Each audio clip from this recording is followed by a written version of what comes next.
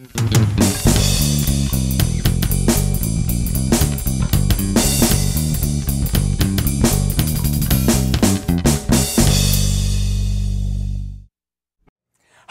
and welcome to Geno's Picks. Joe has a dinner date, so we got to make this fast. It's amazing who you can meet on Match.spic.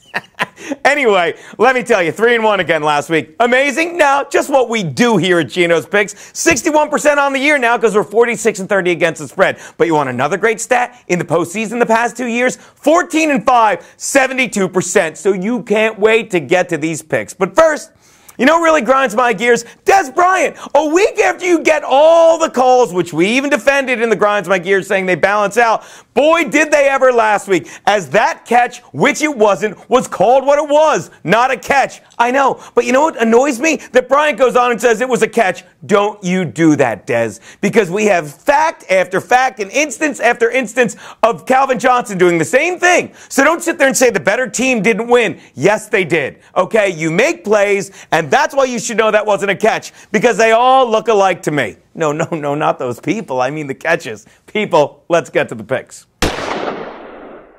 My first pick, the Seahawks are giving 7.5 to the Packers in Seattle, and for good reason. What did we say last week? Russell Wilson is an amazing leader who has only lost 2 home games in his 3-year career at Seattle, and that number is still intact. Only now it's 27 wins out of 29. Meanwhile, another great leader is Aaron Rodgers, but Aaron Rodgers and his Packers, here's a stat that didn't change last week because the Packers played at home against a team like Dallas that gave them the game. We'll get to that in a minute. They are 12-13, losing more than half their games on the road the past 3 years, and look for that trend to continue, because I am sorry, there's a huge difference between facing the Cowboys defense at home and the Seahawks defense on the road. Not to mention, the Packers could have easily lost that game, except for this one play where DeMarco Murray had a huge hole and fumbled. That's the biggest screw up with a huge hole in the playoffs for Dallas since Tony Romo took Jessica Simpson on vacation. See what I did? Look, it doesn't matter, people. Seattle's a great team. Russell Wilson is a great leader. And don't sit there and tell me Aaron Rodgers said, I got 120 minutes left in me.